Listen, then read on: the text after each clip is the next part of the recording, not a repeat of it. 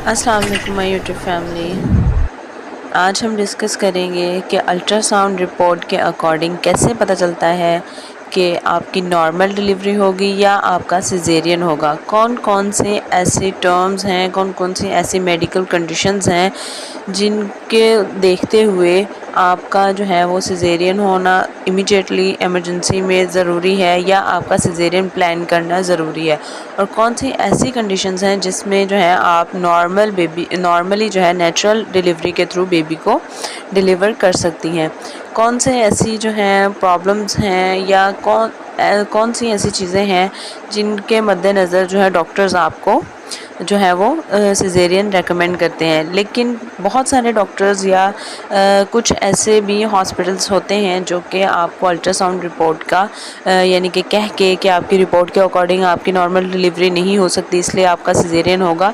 तो आज हम इस चीज़ को भी देखेंगे, कुछ ऐसी टर्म्स या कुछ ऐसी बातें आपको यानी कि क्लियर करूँगी जिससे आप जो है इस काबिल हो सकते हैं कि आप अपनी अल्ट्रासाउंड रिपोर्ट को ख़ुद से रीड कर सकते हैं या समझ सकते हैं, ताकि आपको इस चीज़ का अंदाज़ा हो सके कि डॉक्टर्स जो हैं वो जानबूझ के आपका ऑपरेशन करने लगे हैं या वाकई में आप मेडिकली इस सिचुएशन में हैं कि आपका जो है वो सिजेरियन करना ज़रूरी है। तो चलिए वीडियो को स्टार्ट करते हैं। अल्ट्रासाउंड रिपोर्ट बिल्कुल लास्ट पे आपको एक अल्ट्रासाउंड रिपोर्ट जो है वो मैं रीड करके या आपको प्रॉपर वे में उसको दिखा के आपको बताने की कोशिश करूँगी, लेकिन उससे पहले कुछ ऐसी टर्म्स जो कि रिपोर्ट में लिखी हुई होती हैं उनको हम डिस्कस कर लेते हैं।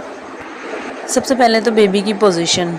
अगर बेबी सिफेलिक है, सिफेलिक मीन सीधा है, सीधा मीन कि बेबी का जो हेड है वो डाउन है, नीचे की तरफ है, इस तरह की बेबी की पोजीशन है तो आपकी नॉर्मल डिलीवरी हो सकती है। लेकिन अगर बेबी ऑब्लिक है, ऑब्लिक मीन टेढ़ा, यानी कि उसका एक साइड की तरफ सर है, दूसरी साइड की तरफ उसका यानी कि बटक्स हैं, तो इस तरह की कंडीशन की मतलब घूमता हुआ बेबी है, कभी किस तरफ सर हो जाता है, हेड उसका हो जाता है कभी किस तरफ, तो इसको ऑब्लिक पोजीशन बोलते हैं। अगर इस तरह की कंडीशन है तो डेफिनेटली आपका सिजेरियन होगा।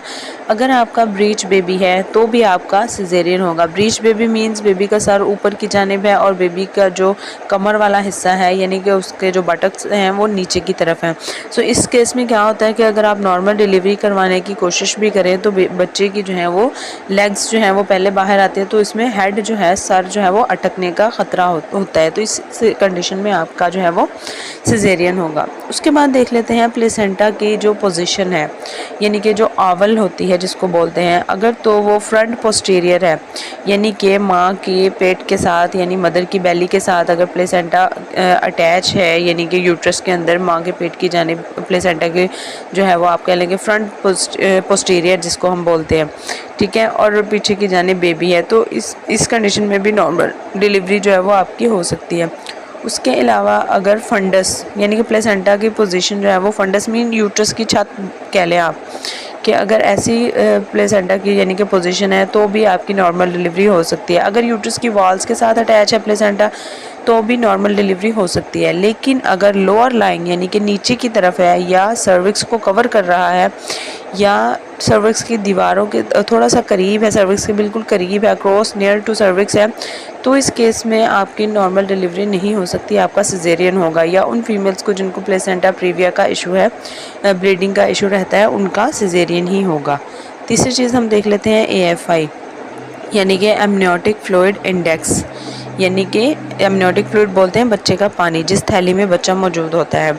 अगर उसकी वैल्यू जो है 8 से 21 तक यानी कि नॉर्मल वैल्यू होती है, अगर 8 से कम होगी उसकी वैल्यू तो डेफिनेटली आपका सिजेरियन होगा, नॉर्मल डिलीवरी का चांस बिल्कुल भी नहीं है, क्योंकि जब वैल्यू 8 से कम हो जाती है AFI की तो बच्चा जो है वो उसका फीटल डिस्ट्रेस होने का ख़तरा होता है, मेकोनियम पास करने का ख़तरा होता है बच्चे का, ठीक है। जैसे कि आप कह लें कि उसकी यानी कि अगर नॉर्मल डिलीवरी का चांस लेना भी चाहें तो बहुत शॉर्ट ट्रायल लेते हैं डॉक्टर्स, यानी कि बहुत थोड़ी देर के लिए पेन्स जो हैं लगवा के मदर को देखते हैं कि सर्विक्स जो है वो टाइमली ओपन हो रही है तो इजीली अगर डिलीवर हो सकता है, वरना फौरी तौर पे जो है वो आपका सिजेरियन हो जाएगा। अब चौथी चीज़ हम देख लेते हैं प्लेसेंटा की मैच्योरिटी। यानी कि ये भी आपके अल्ट्रासाउंड पे ग्रेड 2, ग्रेड 1, ग्रेड 3 इस तरह की टर्म्स लिखी होती हैं। तो ये होता है प्लेसेंटा कितना मैच्योर हो चुका है, ठीक है जी। यानी कि 32 वीक्स के बाद अगर आपका ग्रेड 2 प्लेसेंटा है तो इट मीन्स कि ये आपका मैच्योर प्लेसेंटा है, आपका जो है वो नॉर्मल डिलीवरी हो सकती है। लेकिन अगर प्लेसेंटा मैच्योर नहीं है और फिर भी यानी कि कैल्सिफिकेशन एक टर्म है जो कैल्सिफाई प्लेसेंटा, ऐसा प्लेसेंटा कि जिसके यानी कि वेसल्स में जो है वो कैल्शियम की डेपोजिशन ज़्यादा होना शुरू, वैसे तो नॉर्मली होती है और जैसे जैसे वीक्स बढ़ते चले जाते हैं कैल्शियम की डेपोजिशन थोड़ी ज़्यादा होना शुरू हो जाती है। ये एक नॉर्मल चीज़ है जो मदर के साथ यानी कि बेबी की ग्रोथ के साथ चलती है। लेकिन अगर एक लिमिट से ज़्यादा कैल्शियम डिपॉजिट होना शुरू हो गया तो वो वेसल्स को ब्लॉक कर देता है, जिससे क्या होता है कि बेबी की तरफ ब्लड सप्लाई या फूड की सप्लाई बिल्कुल बंद हो जाती है या ना होने के बराबर होती है। इस केस में इमीडिएटली जो है वो सिजेरियन करके बच्चे की जान को बचाया जाता है। ये मोस्टली कैल्सिफाइड प्लेसेंटा तब होता है अक्सर उन फीमेल्स में ये चीज़ देखी जाती है जिनका हाई ब्लड प्रेशर हो। अब नेक्स्ट अगली चीज़ आ जाती है एसडी रेशो। ये भी आपके अल्ट्रासाउंड रिपोर्ट पे मेंशन होती है। एसडी रेशो आप कह लें कि सिस्टोलिक डायस्टोलिक रेशो, यानी कि आप सिंपल अगर समझना चाहें तो बच्चे का ब्लड प्रेशर यानी कि बच्चे का ब्लड फ्लो, सिस्टोलिक और डायस्टोलिक। तो इसकी नॉर्मल रेशो जो होती है, अगर आपकी 37 वीक्स की अल्ट्रासाउंड रिपोर्ट है तो इसकी नॉर्मल रेशो होगी 2.3। अगर आपकी 38 वीक्स पे अल्ट्रासाउंड है रिपोर्ट तो आपकी रेशो होगी नॉर्मल 2.2, 39 वीक्स पे 2.1 और 40 वीक्स पे 2। नेक्स्ट हम आ जाते हैं बेबी वेट पे, यानी कि बेबी का वेट, ये भी ऑलरेडी अल्ट्रासाउंड रिपोर्ट पर मेंशन होता है। अगर तो आपके बेबी का वेट जो है वो 3.5 kgs यानी कि 3.5 किलो से कम है तो आप नॉर्मल डिलीवरी के लिए ट्राई कर सकते हैं। अगर आपका बेबी का वेट जो है वो 3.5 किलो से यानी कि 3.5 kgs जो कि बनते हैं कोई 7 से 8 पाउंड्स जो बनते हैं, 8-9 पाउंड्स बनते हैं, तो अगर इससे ज़्यादा है बेबी का वेट तो जैसे जैसे जितना जितना यानी कि पाउंड्स बढ़ते चले जाएंगे उतना ही आपका जो है वो बेबी का नॉर्मल डिलीवरी के चांस कम होते जाएंगे, क्योंकि फीटल ट्रॉमा हो सकता है, यानी कि मदर को टीयर आ सकते हैं बेबी का साइज़ बड़ा होने की वजह से। जो इंटरनली ब्लीडिंग स्टार्ट हो सकती है टीयर्स की वजह से, बेबी का शोल्डर स्ट्रक हो सकता है, बेबी का जो है आप कह लें कि हेड जो है वो उसके बाद शोल्डर्स यानी कि डिलीवर होने में प्रॉब्लम हो सकती है। इंस्ट्रूमेंटल डिलीवरी होने के चांसेस होते हैं जिससे बेबी को यानी कि सर की जानिब यानी कि हेड की तरफ जो है वो इंस्ट्रूमेंट्स की वजह से उसके सर पे यानी कि ज़ख़म हो सकते हैं, उन यानी कि ज़ख़मों पे इन्फेक्शन होने का चांस हो सकता है। सो फीटल पैरालिसिस हो सकती है, यानी कि बच्चे का जो है वो अगर शोल्डर स्टक हो गया या इस तरह की कंडीशन हो गई तो बच्चे को पैरालिसिस होने का ख़तरा हो सकता है। नेक्स्ट चीज़ आ जाती है प्रीवियस सिजेरियन। अगर तो आपकी हिस्ट्री है प्रीवियसली सिजेरियन की और वो 2-2.5 साल पहले हुआ है, यानी कि इसमें इस दौरान इतना गैप आ चुका है कि आपका जो है पिछला सिजेरियन का जो स्कार है यूट्रस के ऊपर जो कट होता है, ये नहीं कि बाहर वाला पेट वाला या एब्डोमिनल, जो यूट्रस के ऊपर कट लगाया होता है बेबी को यानी कि डिलीवर करवाने के लिए, उसको फिर अल्ट्रासाउंड के थ्रू मेजर किया जाता है। अगर तो वो 3.5 मिलीमीटर से कम है तो आपका जो है वो नॉर्मल ट्रायल नहीं हो सकता। अगर वो 4 मिलीमीटर या उससे ज़्यादा है तो आप नॉर्मल डिलीवरी का ट्राई ले सकती हैं।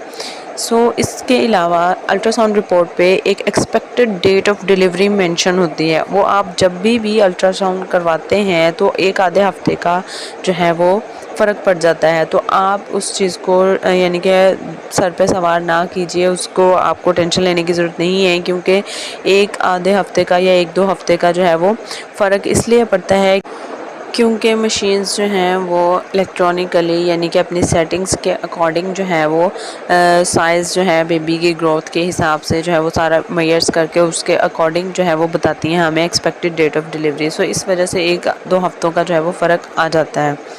अब हम ये एक सैम्पल के तौर पे मैं आपको एक अल्ट्रासाउंड रिपोर्ट दिखाती हूँ। इस रिपोर्ट के अकॉर्डिंग हम देखते हैं कि कौन कौन सी चीज़ें जो है वो किस किस तरह से आपको समझ में आनी चाहिए। ये देखें, ये एक अल्ट्रासाउंड रिपोर्ट का एक सैंपल मैं आपको शो करवा रही हूँ। इसमें देखें कि सबसे पहले उन्होंने लिखा हुआ है कि ये अल्ट्रासाउंड है फीटल वेल बीइंग, यानी कि बेबी का यानी कि अच्छी ग्रोथ हो रही है, बेबी अच्छे से यानी कि पल रहा है मदर फीटस में या नहीं। अब इसमें कौन कौन सी चीज़ें हैं, सबसे पहले तो उन्होंने प्रेजेंटेशन बताई हुई है कि सिफेलिक है, यानी कि at the time of scan, यानी कि जब अल्ट्रासाउंड की है उस टाइम पे सिफेलिक पोजीशन है, यानी कि बच्चे का हेड डाउन है, नीचे की तरफ है। ठीक है जी, ये इसलिए लिखा हुआ है at the time of scan क्योंकि बच्चा अपनी जो है पोजीशन चेंज करता रहता है। 9th मंथ में ऑलमोस्ट फिक्स हो जाता है, लेकिन फिर भी चेंज करता रहता है। नेक्स्ट आ जाता है जी फीटल मूवमेंट, वो प्रेजेंट है, यानी कि बच्चा मूव कर रहा है। लाइकर जो है वो मोर है। अब देखें यहाँ पे नॉर्मल रेंज से ज़्यादा है, यानी कि यहाँ पे पॉलीहाइड्रोएमनियोस का प्रॉब्लम है पेशेंट को। ठीक है जी, बीपीडी होती है बाई पैराइटल डायमीटर, ये बेबी के हेड की तरफ से मेजरमेंट ली जाती है। एचसी होता है हेड सर्कमफेरेंस, एसी होता है एब्डोमिनल सर्कमफेरेंस और एफएल होता है फीमर लेंथ। ठीक है जी, अब नेक्स्ट आ जाते हैं जी फीटल वेट की तरफ। अब यहाँ फीटल वेट लिखा हुआ है 2735 ग्राम्स। अब इसको अगर आप केजीज़ में करें तो ये बनता है 2.7 केजीज़, यानी कि 3.25 किलो के करीब बेबी का वेट है। ठीक है जी, उसके बाद आ जाता है HR मीन्स के हार्ट रेट बेबी का कितना है 141 BPM।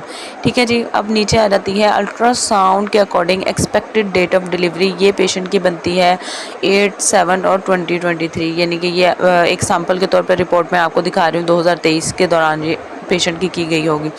अब देखें ये सारी रिपोर्ट के अकॉर्डिंग सब कुछ ठीक है बेबी का, लेकिन मसला क्या है, एक तो उसका लाइकर ज़्यादा है, एमनियोटिक फ्लूइड ज़्यादा है, दूसरा उन्होंने लिखा हुआ है कि बेबी की जो कॉर्ड है गले के अराउंड वो डबल हुई हुई है, यानी कि लिपटी हुई है। ठीक है जी, दो तरफ से यानी कि उसको डबल बल आए हुए हैं। ठीक है जी, अब ये वो कंडीशन है मदर का, जो आप कह लें कि बेबी की एज है, फीटल एज जो है या मदर की प्रेगनेंसी जो है वो 35 प्लस है, यानी कि 35 वीक्स प्लस 3 या 4 डेज़। ठीक है जी, यानी कि 36वां हफ्ता चल रहा है मदर का। अब इस कंडीशन में डॉक्टर्स क्या करेंगे, डेफिनेटली मदर का जो है वो सिजेरियन होगा, क्योंकि कॉर्ड बेबी के गले के अराउंड है, तो वो नॉर्मल डिलीवरी तो बिल्कुल भी हो ही नहीं सकती। ठीक है जी, अब चूँकि लाइकर बहुत ज़्यादा है, नॉर्मल रेंज से ज़्यादा है, तो इस चीज़ के लिए वो डॉक्टर्स जो हैं वो अब इसको कम तो कर नहीं सकते, तो क्या करेंगे जी, 1 से 2 दिन वेट करने के बाद 36 वीक्स पूरे करने के बाद सिजेरियन कर दिया जाएगा। आई होप आपको मेरी वीडियोस जो हैं वो अच्छी लगती होंगी, काफ़ी इन्फॉर्मेशन आपको मिलती होगी, काफ़ी आपको हेल्प होती होगी। अगर आपको मेरी वीडियोस अच्छी लगती हैं, kindly subscribe my channel, do like share and comment. अल्लाह हाफिज़।